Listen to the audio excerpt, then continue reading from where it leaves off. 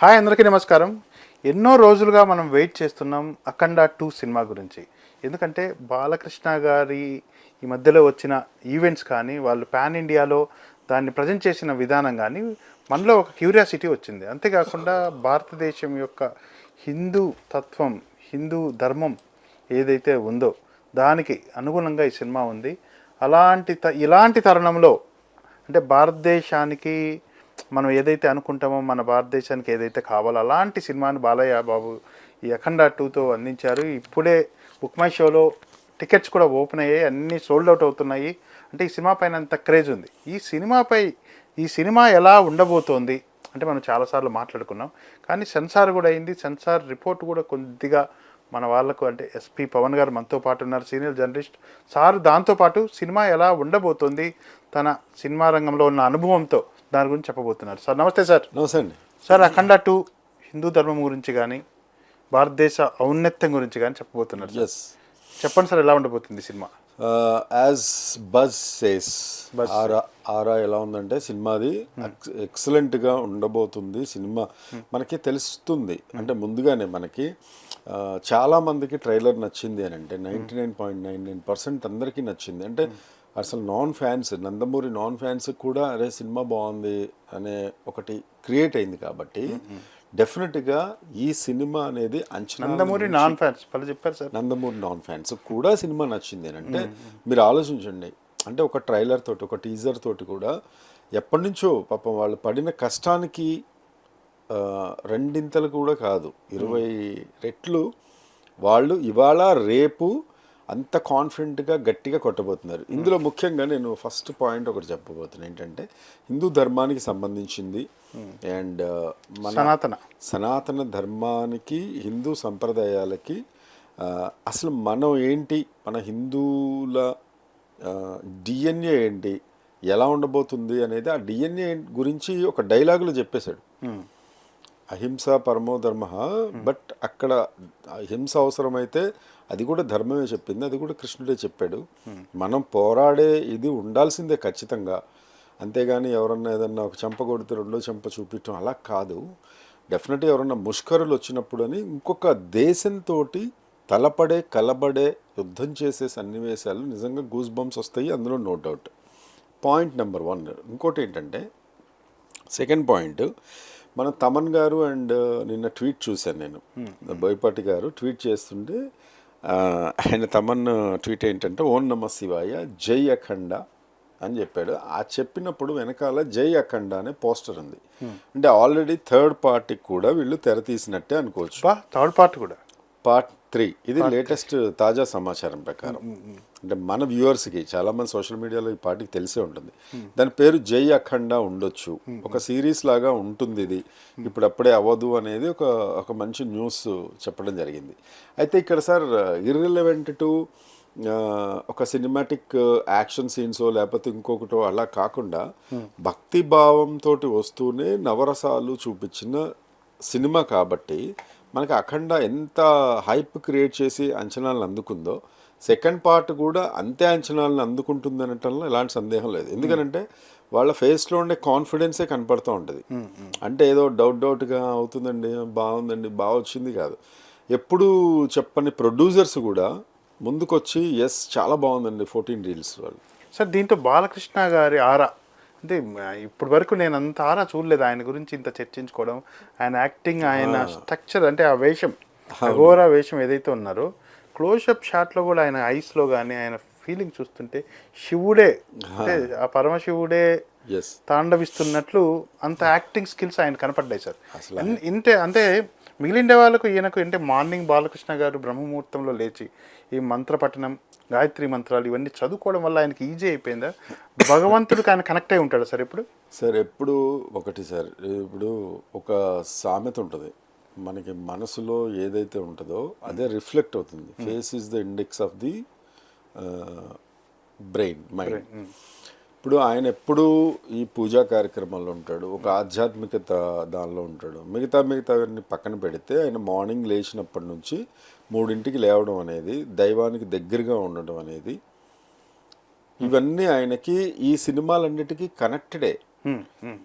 ఆయన ఎన్నో శ్లోకాలు వచ్చాయి ఆయనకి టక టక టక టక ఆయన చెప్తుంటాడు. భగవద్గీత, రామాయణ, మహాభారతాలు ఇవన్నీ కంటతా పట్టిన మనిషి. ఎక్కడ అంటే దైవత్వాన్ని ఎలా చూపించాలి అనేది, పైగా నటుడు ఆయన, అద్భుతమైన నటుడు కూడా. అలాంటప్పుడు ఒక దైవత్వాన్ని ఎలా రిఫ్లెక్ట్ చేస్తే బాగుంటుంది, ఎలా చూపిస్తే ఇలా ఉంటుంది. ఇప్పుడు అఘోరి తత్వంలో ఒకలాగా, మొన్న శ్రీరామరాజ్యం సినిమాలో రాముడు ఎలా ఉంటాడు, చాలా ప్రశాంత వదనంతో ఉంటాడు. అక్కడ ఇది చూపించకూడదు. అలాంటప్పుడు ఇక్కడ ఈ అఘోరి తత్వంలో ఏంటి, వాళ్ళు డి అంటే డిఎన్ఏ లాగానే ఉంటారు. ధర్మం కోసం యుద్ధం చేయడానికైనా సన్నద్ధంగా ఉండే టైపు అఘోరి తత్వం వాళ్ళది. మా దేవుడు లేకపోతే అలా అని అదేదో మూర్ఖత్వమనో లేకపోతే ఇదనో ఉండదు. కాబట్టి అది అడాప్ట్ చేసుకున్నాడు ఆయన. అంటే ఫస్ట్ ఆఫ్ ఆల్ ఏ క్యారెక్టర్లో అయినా, లాస్ట్ టైం కూడా మనం మాట్లాడుకున్నాం, ఆ క్యారెక్టర్ని ఫస్ట్ స్టడీ చేసుకొని రెండు ఉంటాయి సార్. ఒకటి ఆంగికం, వాచకం, రెండు ఉంటాయి. ఆంగికం అంటే మనం ఎలా అటైర్ ఎలా ఉండాలి ఏంటి అనేది, అఘోరిలాగా ఎలా ఉండాలి అనేది పర్ఫెక్ట్గా ఆయన దింపేశాడు. ఇది నెక్స్ట్ వాళ్ళకి బెంచ్ మార్క్ అవుతుంది. నెక్స్ట్ ఇలాంటి సినిమాలు వస్తే అఖండాన్ని మించి ఉందా, అఖండలాగా ఉందా, అలా మాట్లాడుకునే బెంచ్ మార్క్ సెట్ చేసుకున్నారు. ఇక్కడ లోతుగా విశ్లేషణ కనుక చేస్తే ఆయనకి పర్ఫెక్ట్ చాయిస్, ఆయన ఇష్టపడి చేసిన క్యారెక్టర్. ఏదో కృతకంగా ఏదో చేసేసాం, ఒక కమర్షియల్ మూవీ చేసేసామని కాదు. ఇది ఒక యజ్ఞంలాగా చేశారు, ఒక సినిమాలాగా కాదు అనేది నా పాయింట్. Okay sir. ఇంకా 250 థియేటర్లలో 250 కోట్లు మళ్ళీ మర్చిపోతానని చెప్తున్నాను సార్. ప్రీ రిలీజ్ బిజినెస్ 250 ఒక ఆథెంటిక్ సైట్ నుండి నేను తీసుకున్నాను. ఇది 250 సైట్ ప్రీ రిలీజ్ బిజినెస్ అయిపోయింది. అంటే ఇది బాలే గారి కెరియర్ లో టాప్ హైయెస్ట్ రికార్డ్స్. 50% ఎక్కువేమో ముందుకు గతానికి మేబీ మేకింగ్ కి బాగా భారీగా ఖర్చు పెట్టి ఉంటారు, అందులో డౌట్ లేదు. అయితే ఖచ్చితంగా ప్రీ రిలీజ్ లోనే బ్రేక్ ఈవెన్ అయిపోయింది. అలాగే మంచి బజ్ క్రియేట్ అవుతుంది. టికెట్స్ ఓపెన్ చేసి చూస్తే టికెట్స్ ఆల్మోస్ట్ అన్నీ సోల్డ్ అవుట్ అవడం కూడా శుభపరిణామం. అండ్ మోర్ ఓవర్ ఈ సినిమా చూడాలని చూసేవాళ్ళు ఆల్ ఏజ్ గ్రూప్స్ ఉండటం అనేది బిగ్గెస్ట్ ప్లస్ పాయింట్ అవుతుంది సినిమాకి. సో ఇవన్నీ క్యాల్కులేషన్స్ చేస్తే బాలకృష్ణ గారు ఇష్టపడి చేసిన సినిమా ఎలా చేసి ఉంటారు అనేది ఆల్రెడీ ప్రూవ్డ్ సబ్జెక్ట్. అది ఏదో అక్కడి నుంచో ఏదో తీసుకొచ్చాం, అరే ఏమవుతుందని భయపడాల్సిన అవసరం లేదు. ఇంకోటి మనకి బాగా క్లియర్గా తెలుసు, కొన్ని సినిమాల్లో మనం చూసాం, మ్యూజిక్ డైరెక్టర్ తమను నచ్చకపోతే సారీ టు సే దిస్ మొహం మార్చుకుని ఉంటాడు ఆయన. మ్యూజిక్ నచ్చకపోతే ఈ సినిమా నచ్చకపోతే మ్యూజిక్ ఆయన అనుకుంటూ ఏదో చెప్పాలన్నట్టు ఏదో చెప్తూ చేస్తాడు. ఆయన ఓపెన్గా ఉంటాడు. బాలకృష్ణ గారు లాగానే తమను కూడా ఓపెన్గా స్టేట్మెంట్లు ఇచ్చిన సందర్భం, చచ్చిపోయిన శవానికి డప్పులు కొట్టినట్టుందన్నాడు ఒక సినిమాకి చేసి ఆయన. అలాంటిది ఈ సినిమా అంత కాన్ఫిడెంట్గా చెప్పి మూడోది కూడా ఉండబోతుంది అనే ఒకటి మనకు ఒక క్లూ ఇచ్చాడు అని అంటే ఆడియన్స్కి, ఫ్యాన్స్కి, జనాలకి ఆయన ఎంత లైక్ చేసి ఉండొచ్చు తమన్ గారు. అవును, అంతే కదా సార్. ఈ సినిమా మ్యూజిక్ చాలా స్కోర్ చేస్తుంది సార్. అంటే ప్రేక్షకుల్ని ఒక లోకం నుంచి ఇంకో లోకం ట్రావెల్ చేపిస్తుంది.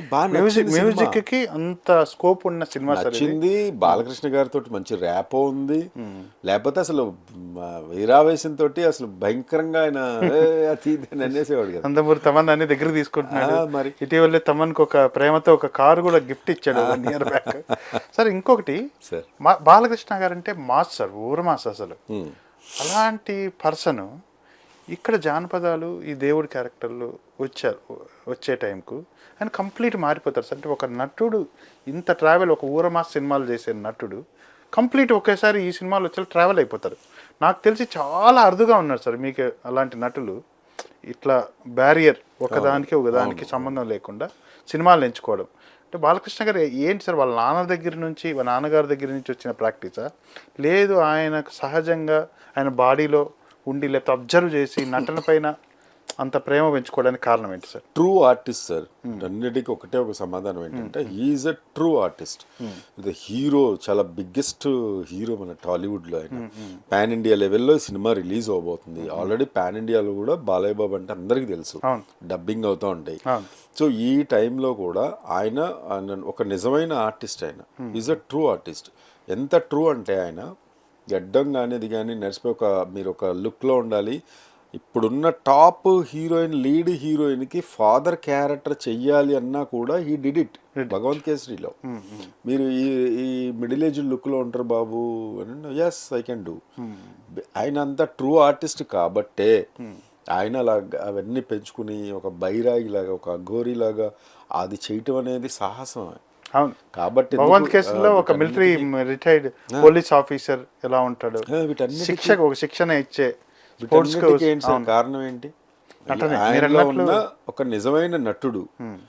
ఆయన నమ్మి ఆయన ఇలా అంటే అసలు ఇంతమంది సింహా సినిమాలో కూడా, లెజెండ్ సినిమాలో, అఖండ సినిమాలో ఆయన క్రియేట్ చేసిన ఆరా కానీ ఇవి కానీ ఈ సినిమాకి అవన్నీ ఉన్నా లేకపోయినా అసలు ఏ సినిమాకి ఆ సినిమానే. ఆయన అదేవో హిట్ అయినాయి కాబట్టి ఈ సినిమా కూడా కాంబినేషన్లో ఇదవుతుంది అనే పాయింట్ కాదు ఇక్కడ నేను చెప్పదలుచుకుంది.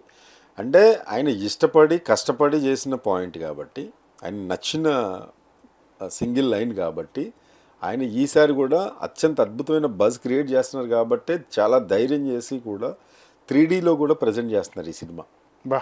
ఈ సినిమా నాట్ ఓన్లీ 2D 3Dలో కూడా, ఎస్ 3Dలో అవుతుంది, ఐమాక్స్ ఫార్మాట్లో అవుతుంది, డీబాక్స్ అనే ఫార్మాట్లో కూడా అవుతుంది, అలాగే పీవీఆర్ ఐస్ అనే ఫార్మాట్, ఎపిక్ ఫార్మాట్, ఈ అన్ని ఫార్మాట్స్లో this movie is going to be released with in few hours. All ఫార్మాట్స్లో రిలీజ్ అవుతుంది. ఫార్మాట్స్ ఇండియా వైజ్గా తెలుగు, తమిళ్, మలయాళం, కన్నడ, హిందీ డెఫినెట్గా అన్ని లాంగ్వేజ్లో రిలీజ్ అవుతాం సార్. హిందీలో కూడా ట్రైలర్ మంచి 50 లక్షలు దాటినట్లుంది సార్. ఫస్ట్ టైం బాలకృష్ణ గారిది.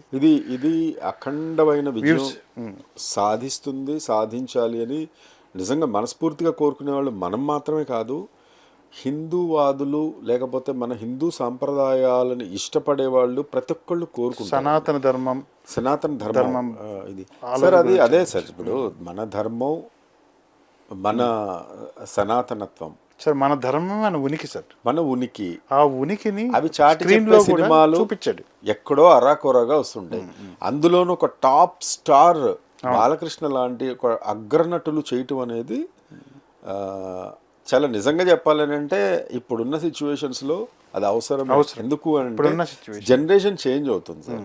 జనరేషన్ చేంజ్ అయినప్పుడు ఇప్పుడు కొంతమంది ప్రవచనాలు వింటూ లేకపోతే మన బుక్స్ చదవటం అనేది తక్కువైపోయింది.